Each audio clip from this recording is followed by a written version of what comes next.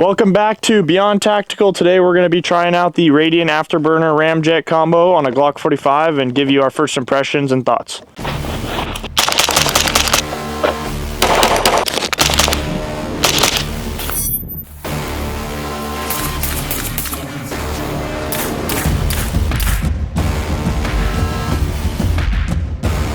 So the first things we noticed when we took it out of the box is that it's very in line with everything else Radian does. The machining is fantastic. It looks like a piece of art. I love the look of it. And then just a little explanation of what it is in case you're new to it. It's basically a barrel and compensator combo. The barrel is not threaded, so it's legal in all 50 states because of that. So the Afterburner is the name for the actual compensator that goes onto the end of the ramjet, which is the barrel. But the biggest selling point for me on this, and why the price was worth it for me, because it is pretty pricey, is because the Afterburner, or the compensator on the end, uses a screw that does not require Loctite. And it also does not require timing every time you put it on. So typical compensators, you're going to have to time it every single time you clean the gun or take the barrel out and then use fresh Loctite, whereas this doesn't require that, which makes cleaning, disassembly, and all that much easier. Another thing to be noted about this is that it is, unlike a regular compensator that would be after the end of the barrel, this actually, the barrel is ported, and then the compensator lines up with the barrel ports outside of the slide of the gun. They have these right now for the SIG 365, Glock 45, Glock 19, Glock 17, and I think they're coming out with one for the 43X, which will be cool to see. And then it is a match grade barrel, so the barrel's super high quality. Basically, the chamber of the barrel just looks super cool, and I mean, it's just a look factor, but it does add a nice aesthetic to your firearm. Okay, so now we're gonna do where all three of us are going to shoot the Glock 45 without the compensator just to get a baseline. I've been shooting this gun for 3 years now, so I'm pretty familiar with it, but the other two, Tanner and Carson here, they have had very limited experience with this gun, so it'll be a good test. And then after, we're going to throw the compensator on and get our first impressions. We've never ever shot the Radian compensator, so it'll be a good first reaction.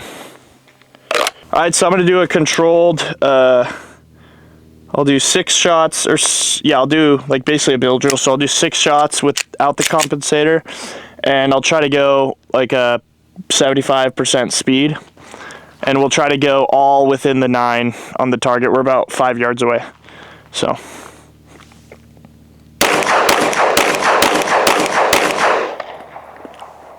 All right, let's show that group. So that was that was a pretty good group. But we'll see if we can beat it in a minute here with the Ramjet, or the Radian compensator. And now, Tanner, you want to try it?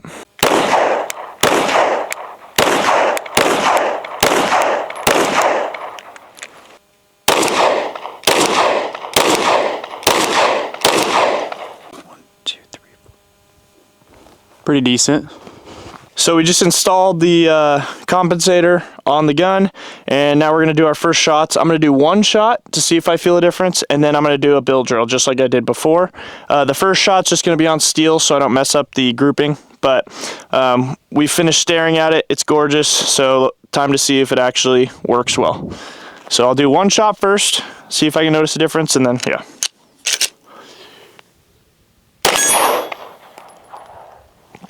Okay, yeah, 100% noticed right off the bat with just 1 shot. The best way I could describe it, just from that 1 shot, is that instead of popping up, it's just pushing straight back, if that makes any sense. There's still recoil, it just wasn't, my dot never left the window, and it felt like it went straight back at me, which is exactly what I was hoping for. So we'll do 6 shots now, first 6 shots with the Radian Afterburner Ramjet compensator. Oh shit. I lost count. Well, we're going to keep it real, so we're not going to cut that. Definitely the difference kind of threw me off a little bit on that first shot. I don't know if I'm used to the regular recoil and resetting the trigger, but the group was okay, but not as good as my first one. I think I just wasn't used to. I was over, on that one, I was way overcompensating for how the recoil normally feels.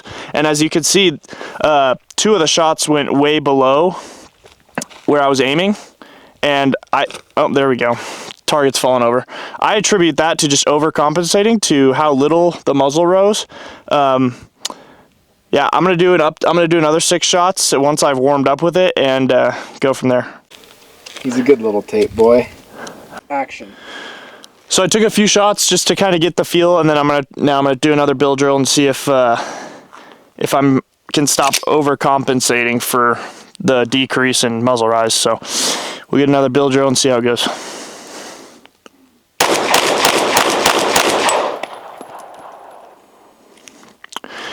All right, so once again, I don't know if I was going faster. The grouping wasn't quite as tight, but the felt recoil was so much less. My dot never left the window. I think I just got a little excited. It was going a little bit faster than I did the first time. But yeah, I can 100% feel the difference, even though the group doesn't reflect that. So let's give them a shot, shoot it, and see if they notice a difference off the bat.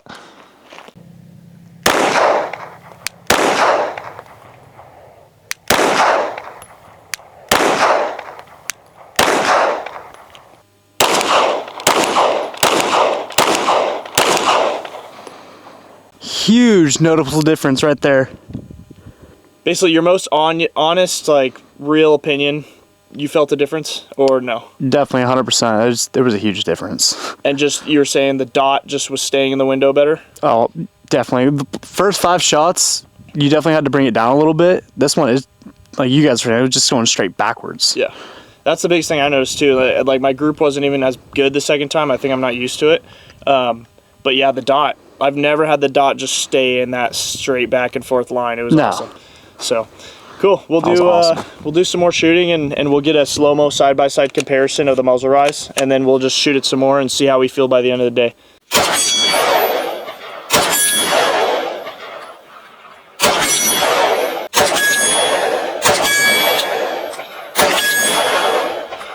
So with this review, we just wanted to keep it super real. There's a lot of reviews on this on YouTube, and it just seems like they're tainted. This does not automatically just change everything and make you a better shooter. Training is going to be the biggest thing with that, and as you can see, that's what we are lacking in. So we just wanted to see if it made a difference in the feel of the gun, which it definitely did. I've, like I said, been shooting this gun for a long time, and I'd say I'm an average shot at best.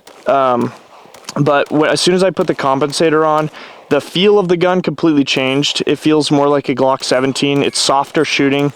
The muzzle was noticeably less.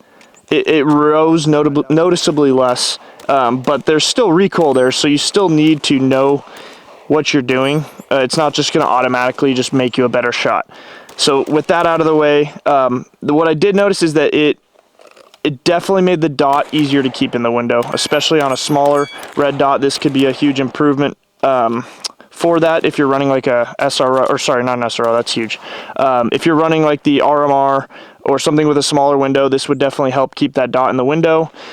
And it just felt like the recoil was coming back more instead of snapping up, which to me is a huge improvement. And then another thing I wanted to talk about is just holster compatibility.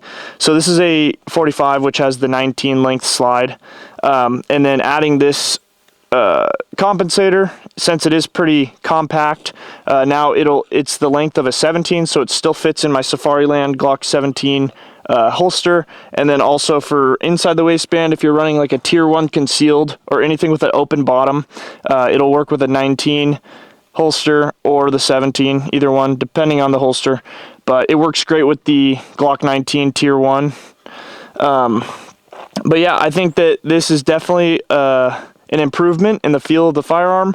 Everything is very high quality. The machining on this is absolutely beautiful. It adds a great aesthetic to the gun if you're about that. And yeah, I think I don't know if it's worth the price point at $380. I don't know if it's worth all that, but I did get a pretty good deal on this on Optics Planet. It took it down to about $300, which I was willing to spend to make this video and just try it out. So yeah, this was our first impressions with it. We don't have that many rounds through it, probably about 150 rounds, and even with that, it definitely was noticeably different. And I think with more time, as you saw with the grouping, once it's going to take some getting used to, but once I do get used to it, I could 100% see this making a noticeable improvement. If you guys got any questions about this review or want to add anything we missed, then put them down in the comments. We'll respond. Thanks for watching, and if you want to see more from us in the future, then subscribe.